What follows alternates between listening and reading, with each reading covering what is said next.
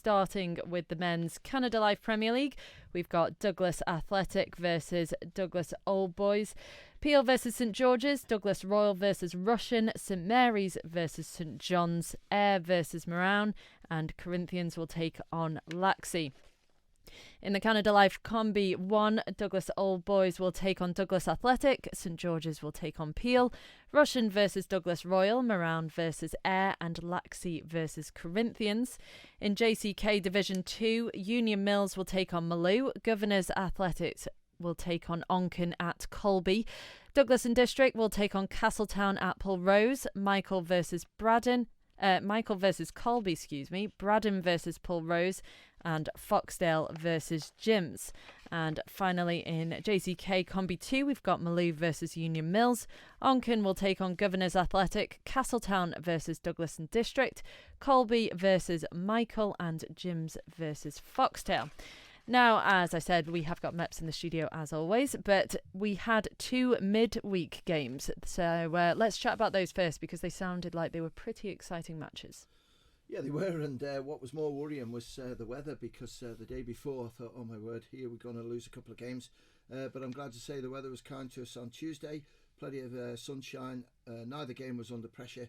We moved the kick-off to 6:15, and 2 good games as well. Corinthians beat Peel 7-0, but Peel played a lot of good young players, and they've just got to be patient and just let them get used to playing senior football, because some of these guys haven't been used to that. So good performance by Corinthians, 6-0 up at half time, 7-0 at the end, but I think anyone watching knows that it's changing of the guard. And when you look at Peel, no Rhys Oates, no Louis Gale, no Karen Christian, no Dominic McCreevy, no Luke Doherty. There was a lot of players missing for them, but it's still, the job had to be done, and Corinthians did it really well. And in the other game, I know everyone was keeping a close eye on that one, because Russian against the Georges, again 2 of the fancied teams to win the Canada Life Premier League this year, and Russian came out 2-0 winners, a couple of goals within.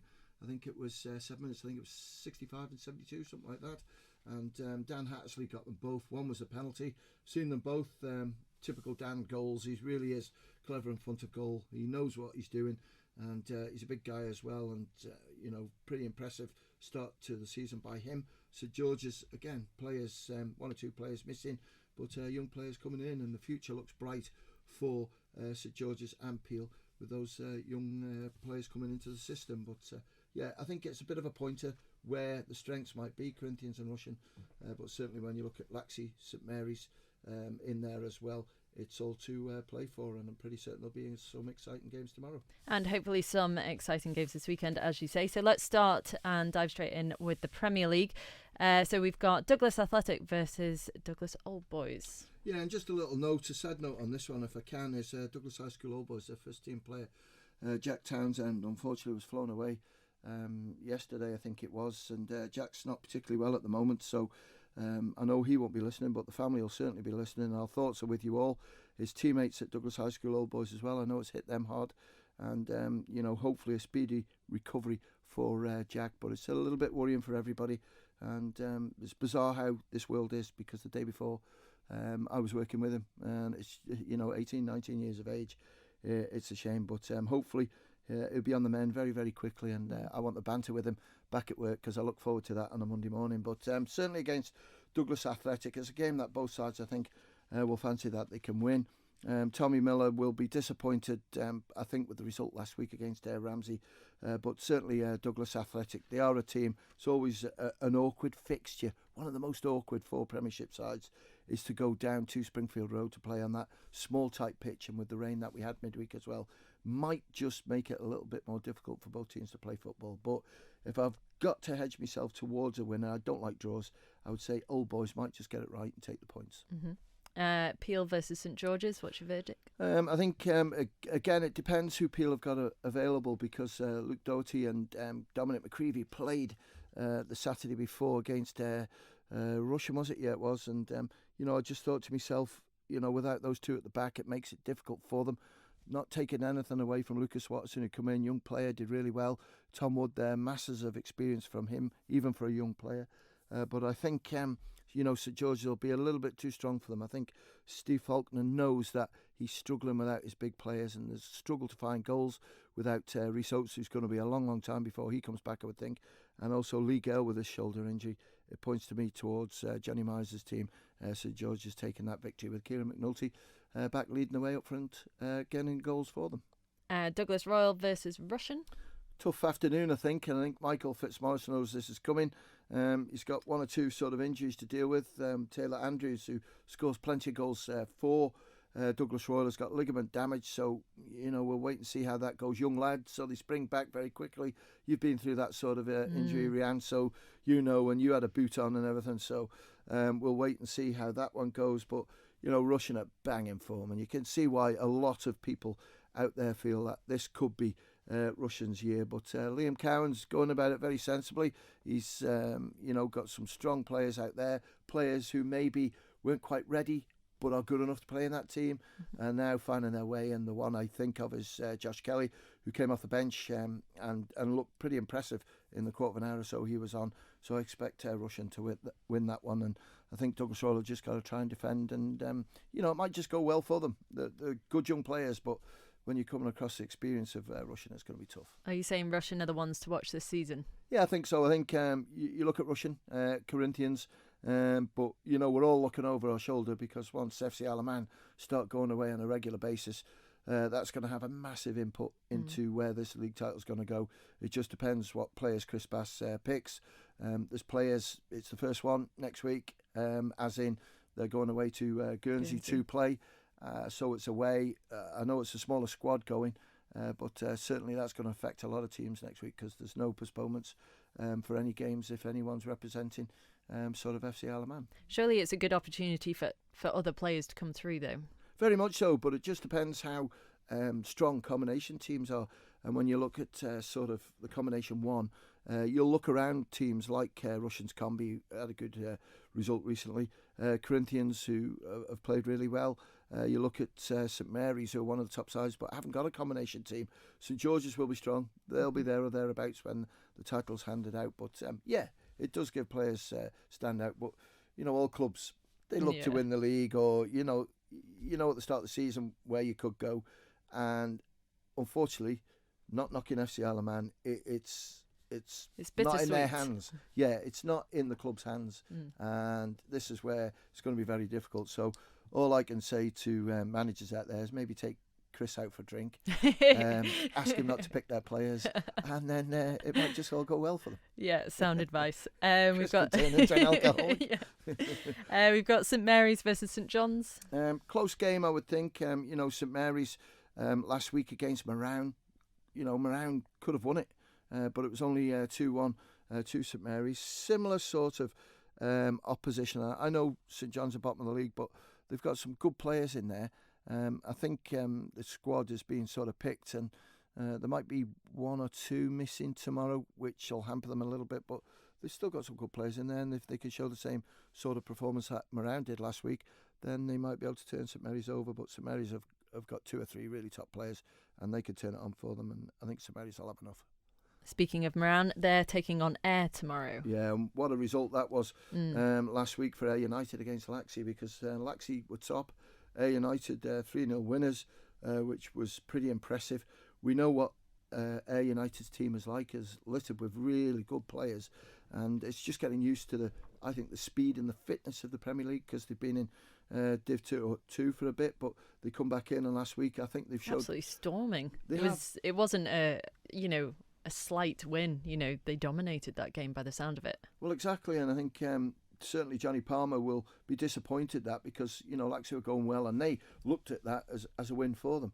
And could that be a touch of complacency? It could be, but I think Johnny's problems are coming, because as everyone knows, university people are starting to go back now, and Johnny's going to take a big hit on that. He'll probably lose 2-3 players, maybe 4 out of his first team, but certainly Ayr United at the moment going well against a Moran team who, again against St Mary's, winning 2-1, and it was good, and Barton's been scoring a couple of goals for them, so if they can sort of get the goals and keep it nice and tight at the back, then they may be able to steal some points away from Ayr, but I'm taking note of that result from Ayr last week.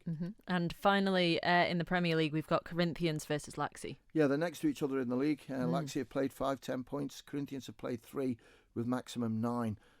As I say, midweek, Dan Simpson with a couple of goals, Luke Murray, Sean Doyle with a hat-trick, but to me, Danny Gerrard was absolutely immense in that centre midfield. And I think, I work with Johnny, so I'm pretty certain that Johnny's planning tonight my downfall. And, just be careful there, Johnny. We're supposed to be mates. But Joe Walters will come back in from suspension. I think they've got 1 or 2 other players that will come back in. And it's similar to last season. Laxey have had a really good start. Players that are in there going really well. Matthew Wilkinson's 1, Andrew Burkett 2. So I expect Laxey to make it difficult, but I'm going to go for Corinthians to win. Let's look at the Canada Life Combi 1. So we've got Douglas Old Boys versus Douglas Athletic. Yeah, I think Old Boys, it depends. If you remember that game last week, was it? They got 3 sent off. I think those bans might have kicked in this week. I'm not 100% sure on that one, so please check Old Boys, which could deplete their squad a little bit. So I've got a funny How feeling. long do those bans last? It just depends what the offences were, Rhian. If it's bad language, that can be 2 games. If it's handball, and you have to send them off, it could be 1. So I'm not 100% sure on it, but if it's dissent, it can be a little bit more. But I've got a feeling Douglas Athletic will win that. Do you think it's down to frustration?